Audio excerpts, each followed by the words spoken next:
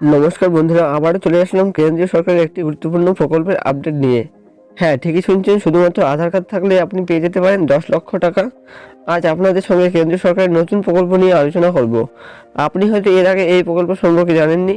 যদি না জেনে থাকেন তাহলে ভিডিওটিকে সম্পূর্ণ দেখার অনুরোধ রইল। এতে আপনি লাভবান হবেন।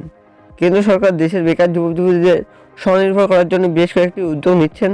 তেমনি আজ একটি প্রকল্প সম্বন্ধে আপনাদের জানাতে যাচ্ছি, যেটি জানলে অবশ্যই উপকৃত হবেন আপনারা। এই প্রকল্পটির মাধ্যমে আপনি আপনার ব্যবসাটিকে বড় করতে পারেন। এছাড়াও আরেকটি বিশেষ বিষয় হলো, এই প্রকল্প থেকে টাকা নেওয়ার পর সরকার আপনাকে 35% ভর্তুকি দিবে। এই প্রকল্পের মাধ্যমে টাকা নিলে আপনি যে সমস্ত সুবিধা পাবেন অন্য কোথাও তা পাবেন না। এই প্রকল্পের জন্য কী যোগ্যতা, কোথায় আবেদন করবেন, কিভাবে আবেদন করবেন প্রভৃতি জানতে হলে অবশ্যই ভিডিওটিকে শেষ পর্যন্ত স্কিপ না করে দেখে নেবেন। এই প্রকল্পটির নাম হলো PMEGP প্রকল্প, যার মাধ্যমে আপনি যদি ক্ষুদ্র মাঝারি ব্যবসা করে থাকেন তাহলে আপনাকে এই প্রকল্পটি খুব সাহায্য করবে। এই প্রকল্পের মাধ্যমে আপনি 2 থেকে 10 লক্ষ টাকা পর্যন্ত নিতে পারেন। অঞ্চল প্রার্থীদের জন্য 35% এবং শহরাঞ্চলের প্রার্থীদের জন্য 25% ভর্তুকি পেয়ে যাবেন। তো আপনি যদি অঞ্চলের প্রার্থী হয়ে থাকেন, অর্থাৎ গ্রামের প্রার্থী হয়ে থাকেন, আপনাকে 35% ভর্তুকি দিবে সরকার, এবং শহরে বাস করে থাকলে আপনাকে 25% ভর্তুকি সরকার দেবে। PMEGP প্রকল্পে আবেদন করার জন্য বেশ কয়েকটি নিয়ম রয়েছে, সেই নিয়মগুলি আলোচনা করা যেতে পারে। এই লোনে আবেদনের জন্য আপনার বয়স 18 বছরের ঊর্ধ্বে হতে হবে।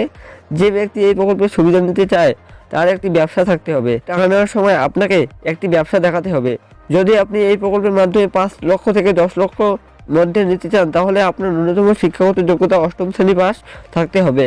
আপনি যদি অন্য কোনো রাজ্য অথবা কেন্দ্র সরকারের ভর্তুকি পেয়ে থাকেন তাহলে আপনি এই প্রকল্পে আবেদনের জন্য যোগ্য নন। তো আপনি যদি আগে থেকে কেন্দ্র বা রাজ্যের কোনো ভর্তুকি পেয়ে থাকেন তাহলে কিন্তু আপনি আর এই প্রকল্পের জন্য যোগ্য বলে গণ্য হবেন না। আবেদনের জন্য সর্বপ্রথম আপনাকে অফিসিয়াল ওয়েবসাইটে প্রবেশ করতে হবে।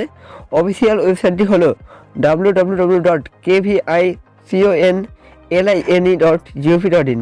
তো আপনাদের সুবিধার্থে আমি লিঙ্কটি ডেসক্রিপশনে দিয়ে রাখবো। তো আপনারা যদি এই লিঙ্কে গিয়ে আবেদন করতে কোনো সমস্যা পড়েন অবশ্যই কমেন্ট করে জানাবেন।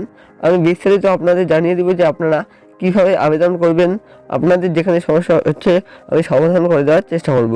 তো ভিডিওটা এই পর্যন্তই ছিল। ভালো লাগলে অবশ্যই লাইক করে দিবেন এবং গুরুত্বপূর্ণ আপডেট পেতে অবশ্যই চ্যানেলটিকে সাবস্ক্রাইব করে পাশে থাকবেন।